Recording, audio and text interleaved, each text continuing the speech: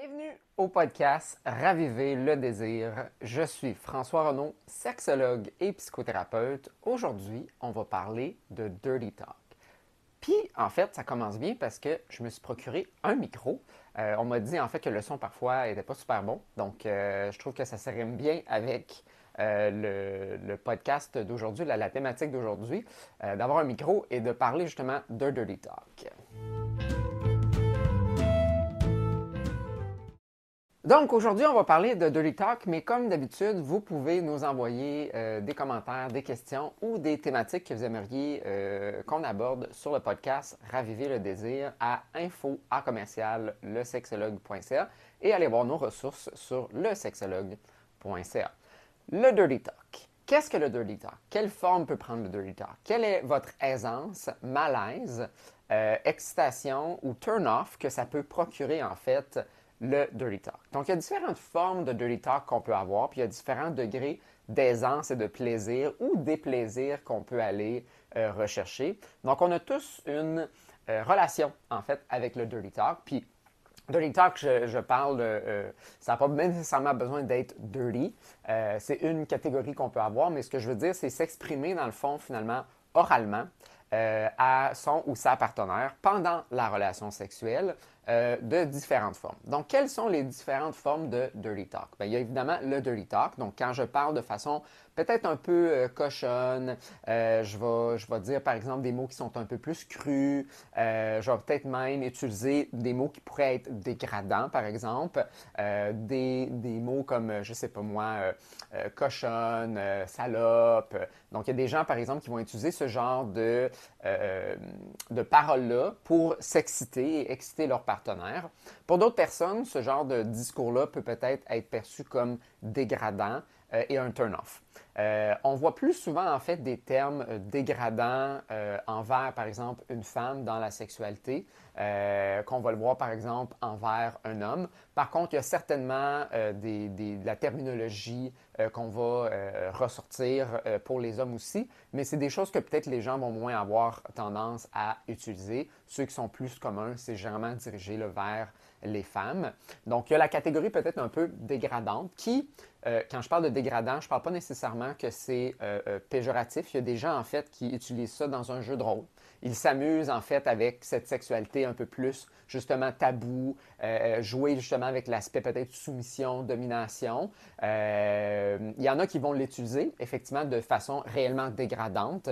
Et c'est pour ça, peut-être, que ça va turn off, peut-être, le ou la partenaire. Parce que des fois, ça peut être la partenaire qui va le demander de son ou sa partenaire, puis que dire ça à l'autre pendant la relation sexuelle, ça les turn off, ou de se le faire dire aussi, ça peut être quelque chose qui peut être un turn off, tandis que d'autres gens sont vraiment dans le jeu de rôle, ils s'amusent en fait avec ce scénario-là.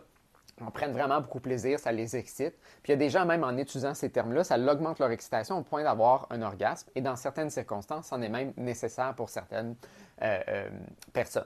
Donc ça, c'est une forme de dirty talk qu'on peut avoir. D'autres, ça va peut-être être plus juste d'exprimer en fait son plaisir pendant la relation sexuelle. Fait qu'on peut gémir, donc ça c'est quand même assez typique comme façon d'exprimer oralement en fait son plaisir, le gémissement. Chose qu'on voit encore plus chez les femmes. Donc les femmes ont plus tendance à gémir que les hommes. Les hommes font moins de bruit généralement. Les modèles même qu'on voit quand on pense à la pornographie ou on regarde des films hollywoodiens, par exemple, dans les scènes sexuelles, ce sont souvent les femmes qui sont plus volubiles. Et c'est tout à leur avantage, en fait, pour la raison que le fait d'exprimer oralement, d'expirer pendant une relation sexuelle, augmente en fait le plaisir qu'on peut avoir. Évidemment, si on exagère, comme on le voit souvent dans la pornographie, le gémissement, effectivement, on ne va pas nécessairement prendre plaisir. Mais le fait d'expirer, de relâcher en fait les muscles au niveau thoracique, ça permet de vivre davantage de plaisir, tandis que les hommes, on a plus tendance à se contracter, en fait, à restreindre notre respiration plutôt que la laisser sortir. ce qui pourrait potentiellement expliquer une différence qu'on entend souvent en clinique entre les hommes et les femmes, où ce que les femmes, souvent, même s'ils n'ont pas nécessairement eu d'orgasme, vont dire avoir eu du plaisir, parce qu'ils ont tendance à davantage peut-être bouger de façon fluide, de façon peut-être moins mécanique, centrée beaucoup au niveau, par exemple, du bassin, où ce que c'est les hommes qui vont plus avoir tendance à bouger, faire le in and out du bassin dans un comportement de pénétration, par exemple. Les femmes, généralement, vont effectivement gémir davantage, vont respirer plus fort. Puis ça fait en sorte qu'ils vont davantage vivre leur plaisir. Et c'est pour ça, souvent, les hommes peuvent avoir de la difficulté à comprendre que si tu n'as pas eu d'orgasme, as-tu vraiment eu du plaisir? Puis sans rentrer en trop grand détail dans ce sujet-là, mais le fait justement de restreindre en fait sa respiration, les gémissements, qu'on perçoit comme étant de façon plus féminine aussi. Donc les hommes sont souvent plus restreints à comment ils peuvent peut-être exprimer réellement, vocalement, leur plaisir, parce qu'on l'associe plus aux femmes. On va peut-être plus penser à du grunting chez les hommes ou de respirer fort, mais de gémir avec une voix aiguë, par exemple. Souvent, les gens vont peut-être percevoir ça comme étant plus féminin. Donc, les hommes vont peut-être se restreindre à ce niveau-là, mais vont perdre justement l'exploration et la sensation de plaisir d'expulser en fait de l'air de ses poumons, ce que les femmes vont davantage pouvoir profiter. Et donc, pendant la relation sexuelle, vont peut-être vivre beaucoup de plaisir, n'auront pas nécessairement leur orgasme, mais comme l'activité dans son ensemble a été très plaisante par le fait qu'on relâche ces gémissements-là, ben, elles ont profité davantage peut-être que leurs partenaires masculins qui, eux, se sont plus retenus et relâchent davantage finalement toute cette tension-là juste au niveau de l'orgasme à ce moment-là. Par contre, certains hommes, évidemment, se permettent davantage de gémir, d'expirer davantage, même de crier de façon typiquement plus féminine ou de gémir ou de grunter, comme je disais. Puis ça va faire qu'eux vont pouvoir justement profiter pleinement du plaisir sexuel ressenti qu'on va avoir. Donc, il y a le gémissement, qui est une forme de dirty talk ou une forme de communication orale qu'on peut avoir pendant la relation sexuelle. Parfois, c'est simplement informatif. Peux-tu aller moins vite? Peux-tu aller plus vite? Peux-tu serrer plus? Peux-tu me faire un cunnilingus? J'aimerais savoir une fellation. Donc, des fois, c'est de nommer tout simplement la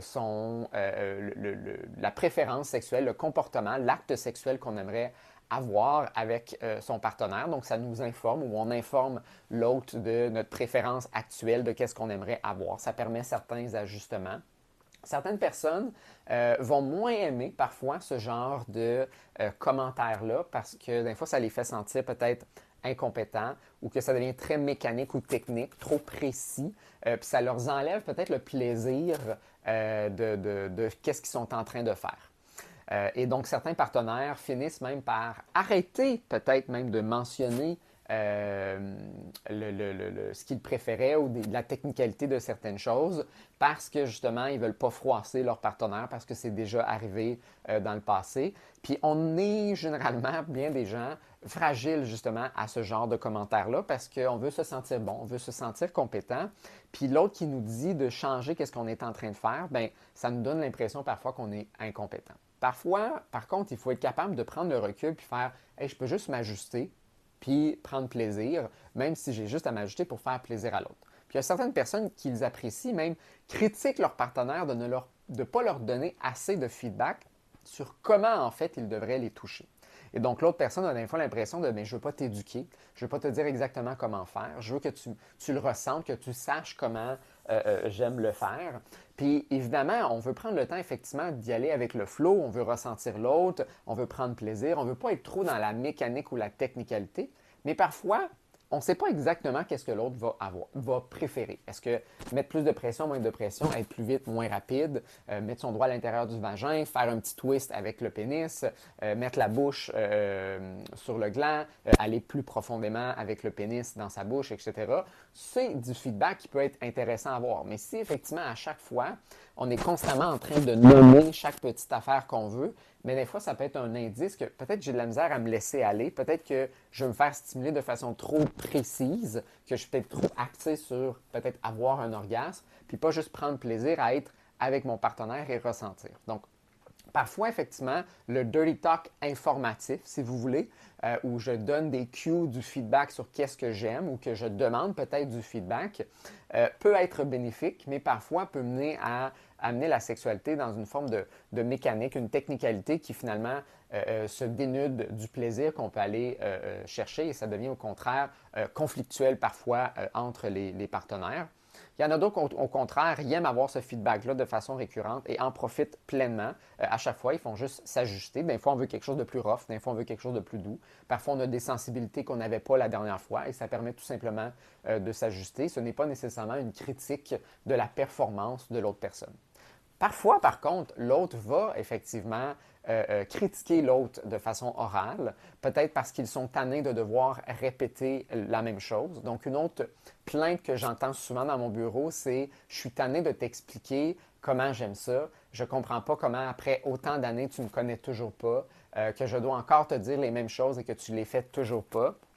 Donc ça, c'est une autre dynamique aussi d'avoir l'impression que son partenaire ou sa partenaire ne comprend pas finalement ce qu'on leur dit ou qu'est-ce qu'on veut avoir. Et on vit beaucoup de frustration et parfois on fait juste abandonner. On subit finalement un peu comment l'autre nous stimule, nous touche, nous caresse, nous embrasse parce qu'on a l'impression que qu'est-ce qu'on dit n'a pas vraiment d'importance. Et c'est là des fois qu'on est plus dans le déplaisir, quand on a abandonné, on est un peu dans le désespoir que la situation va changer, ce qui nous parfois même à arrêter complètement les relations sexuelles parce qu'on a l'impression peut-être d'être incompatible finalement dans notre dynamique sexuelle. Donc, il faut trouver un juste équilibre de comment en fait on veut le présenter. Parfois, c'est peut-être plus bénéfique d'avoir des discussions à l'extérieur peut-être de la relation sexuelle que pendant.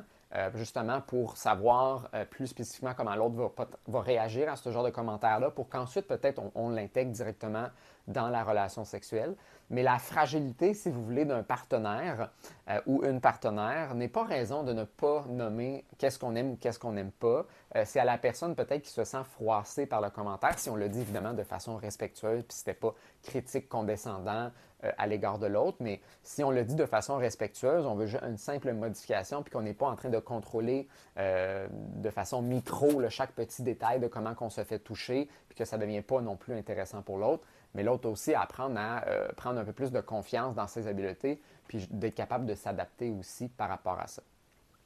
Des fois, le dirty talk, ça n'a pas nécessairement besoin d'être dégradant, mais ça peut être des choses où je vais exprimer de façon un peu plus cochonne, un peu plus crue, sans être dans l'aspect dégradant du dirty talk, où ce que je vais dire, par exemple, hey, j'aime vraiment ça, c'est exactement comment j'aime ça, j'aime vraiment ta chatte, j'aime qu'est-ce que tu goûtes, par exemple, je veux ton pénis dans ma bouche, j'aime ça quand tu viens dans ma bouche, tu goûtes bon, je veux telle affaire, de dire aussi qu'est-ce que j'aimerais avoir, par exemple, j'aimerais ça que tu m'étrangles, j'aimerais ça que tu me donnes une tape ses fesses, je veux que tu me tires les cheveux, je veux que tu fasses telle affaire, de regarder l'autre dans les yeux puis de lui dire je t'aime, parce que aussi le dirty talk, ça peut être dans un contexte peut-être plus affectif, ça n'a pas toujours besoin d'être cru, sexuel ou génital. Puis donc, on peut avoir vraiment une variété dans le dirty talk de comment on veut exprimer finalement sa sexualité, ses préférences, comment on veut exprimer finalement son désir à l'autre pendant la relation sexuelle. Est-ce qu'on veut le dire de façon même fort? Est-ce qu'on veut juste le chuchoter dans l'oreille de l'autre? Est-ce qu'on le dit en regardant l'autre dans les yeux? C'est quoi l'intention que je ressens de l'autre quand il me dit ça? Est-ce que je sens que c'est quelqu'un qui me dévalorise? C'est quelqu'un qui me désire? C'est quelqu'un qui veut juste me guider vers leurs préférences? C'est quelqu'un qui me donne vraiment qu'est-ce qu'ils veulent avoir parce qu'ils veulent prendre en charge un peu la direction dans laquelle la relation va aller? Comment est-ce que moi je réagis finalement à ça? Est-ce que je trouve ça trop génital, trop cru, trop dégradant, trop affectueux, pas assez affectueux, trop directif, parfaitement directif, un bon feedback positif qui me permet de m'ajuster. Donc, c'est de regarder quel genre de dirty talk moi j'aime avoir, puis de regarder pourquoi en fait j'aime ou j'aime pas ça. Donc, souvent quand on a des préférences sexuelles, il faut toujours se questionner. Qu'est-ce qui fait que j'aime ça ou pas? C'est quoi ma relation avec tel dirty talk versus tel autre dirty talk? Est-ce que j'ai des expériences sexuelles, une éducation sexuelle qui fait en sorte que j'ai une vision positive ou péjorative de quelque chose? est-ce que je me limite dans ma vision péjorative d'une certaine forme de dirty talk qui fait en sorte que je ne peux pas finalement avoir un terrain de jeu plus élaboré, plus complexe et détaillé, et que je me limite peut-être à juste certaines formes de sexualité parce que j'ai une vision peut-être erronée aussi de la situation. Ou au contraire, non, ça vient vraiment peut-être jouer dans mes valeurs ou c'est quelque chose qui m'a toujours mis mal à l'aise. Est-ce que c'est quelque chose peut-être qu'avec le temps, je vais enlever le mal à l'aise? Il y a beaucoup de gens qui aiment la sexualité un peu dans le silence. Ils vont peut-être être à l'aise avec des bruits, des gémissements, mais quand on commence à parler, pour eux, ça les sort de leur expérience. Comme si parler pendant la relation sexuelle, ça enlevait la magie, le mystère, le fait qu'on est fusionnel ensemble puis qu'on se comprend sans rien dire, qu'on communique à travers nos corps. Mais ça peut être effectivement une pensée limitative où l'oral, en fait, ça rajoute, ça complexifie aussi la sexualité d'une autre façon. Il y en a au contraire, leur dirty talk, c'est même d'élaborer des histoires, des fantasmes. Donc, il y a certaines personnes qui, pendant une relation sexuelle, pendant qu'ils sont en train de faire l'amour, vont s'inventer, vont faire la narration, en fait, d'un fantasme, d'un imaginaire sexuel avec leur partenaire. Puis pour eux, ça, c'est très excitant. Il y en a, par exemple, qui sont dans des couples non monogames, donc qui ont eu des expériences avec des partenaires extra-conjugales, donc des gens à l'extérieur de leur relation, sans être infidèles, évidemment, parce que c'est de la non-monogamie consentante. Donc, ils ont eu une expérience avec un ou un autre partenaire et pendant leur relation sexuelle, relatent en fait leur expérience avec cette autre personne-là et ça les excite. Donc, ça, c'est une autre forme de dirty talk, de parler en fait de d'autres expériences sexuelles avec des ex ou avec d'autres partenaires, les amener dans notre couple à nous et s'exciter en fait avec cette histoire-là qu'on va faire. Donc, parfois, ce sont des histoires inventées ou des fantasmes peut-être qui ne sont pas tout à fait réalisables, mais qu'on aime imaginer pendant l'acte sexuel avec l'autre et d'amener notre partenaire. Donc là, ça peut tout jouer sur la comparaison, la jalousie, la possessivité, mais il y en a des gens qui sont dans la compersion, donc l'inverse de la jalousie, et qui aiment entendre finalement les expériences sexuelles de leur partenaire à l'extérieur de leur propre couple et qui s'excitent finalement à travers ces histoires-là que l'autre leur ramène pendant même une relation sexuelle. Donc, vous pouvez voir comment il y a vraiment une variété de dirty talk différents,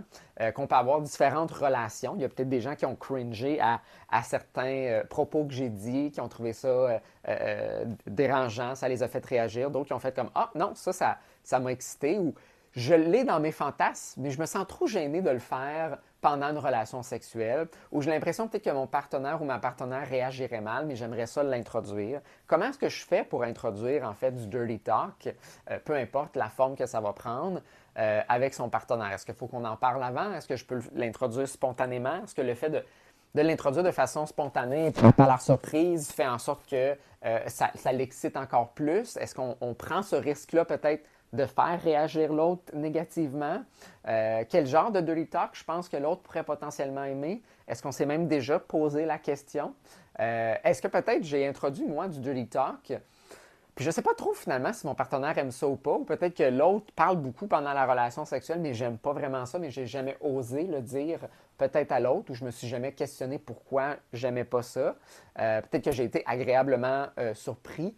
Peut-être que je fais des comparaisons avec des nouveaux, des partenaires présents, puis des anciens partenaires, comment ça pouvait être, et que des fois, on associe peut-être tous les différents dirty talk dans une catégorie. Donc, peut-être que le dirty talk pour vous, c'est juste dégradant parce que c'est ça que c'était avec d'anciens partenaires, mais que d'autres formes peut-être qui vous conviendraient plus, mais que parce que vous avez expérimenté ça d'une autre façon avec quelqu'un d'autre, vous avez lumpé ça, si vous voulez, tout dans la même catégorie de « moi, j'aime pas ça qu'on parle parce que votre expérience était négative », mais que si on trouve une variété, finalement, ça pourrait peut-être être plus intéressant avec un nouveau partenaire ou fait de façon différente avec le même partenaire si peut-être la forme que ça prend ne vous rejoint pas nécessairement. Donc, je vous laisse sur ces réflexions-là. Comment est-ce que justement vous vous exprimez dans votre sexualité de façon orale? Est-ce que vous êtes plus silencieux, vous êtes plus vocal, vous êtes plus informatif? Vous nommez peut-être vos préférences sexuelles, vous nommez le comportement sexuelle que vous voulez avoir. Vous parlez de façon plus crue, de façon peut-être plus génitale. Vous aimez ça peut-être donner des noms à votre partenaire, nommer le plaisir que vous ressentez pendant l'acte sexuel. Vous aimez être dans les jeux de rôle qui peuvent être dans la soumission, domination ou dans la dégradation, mais toujours dans le respect et le consentement avec l'autre. Est-ce que vous aimez élaborer des histoires fantasmatiques de votre imaginaire sexuel ou de relater d'autres expériences que vous avez eues avec d'autres partenaires et que ça l'excite votre partenaire? Avez-vous l'impression que vous avez une complicité avec votre partenaire à ce niveau-là? Est-ce que peut-être vous parlez tout seul, mais l'autre ne parle pas parce qu'ils sont trop gênés, mais vous aimeriez ça qu'ils parlent plus, mais ils aiment quand vous le faites. Puis vous aimeriez ça peut-être amener l'autre à pouvoir échanger de cette façon-là aussi vos préférences. Est-ce que quand vous nommez peut-être les préférences sexuelles, c'est juste informatif de genre, hey, j'aimerais ça une fellation, ou je veux te faire une fellation, ou j'aimerais ça te manger, ou j'aimerais ça t'embrasser de telle façon, j'aimerais ça que tu me graffines, que tu me pognes vraiment fort. Puis est-ce que je le dis de façon aussi excitante? Parce que je peux nommer, par exemple, une préférence sexuelle ou un acte que j'aimerais avoir de façon informative, ou je peux le faire de façon informative, mais aussi sexy. Donc, la manière que je fais la demande ou que je propose, est-ce que je le fais de façon tout simplement factuelle? J'aimerais ça que tu me suces versus hey, j'aimerais ça que tu me suces. T'sais, il y a comme une attitude en arrière qui peut être intéressant à aller chercher quand on le fait de façon peut-être plus informative, mais d'aller chercher quelque chose de sexy aussi dans comment on va l'exprimer, dans le ton de la voix, l'expression faciale, le langage corporel qu'on va avoir, le ton de voix aussi qu'on va avoir pour l'exprimer. Donc, explorez ça justement par vous-même, mais aussi peut-être avec votre partenaire et voir si vous êtes capable de agrandir le dialogue à l'extérieur de la sexualité sur le dialogue à l'intérieur de la sexualité, puis voir est-ce que je suis capable de l'introduire aussi avec mon ou ma partenaire et y prendre plaisir.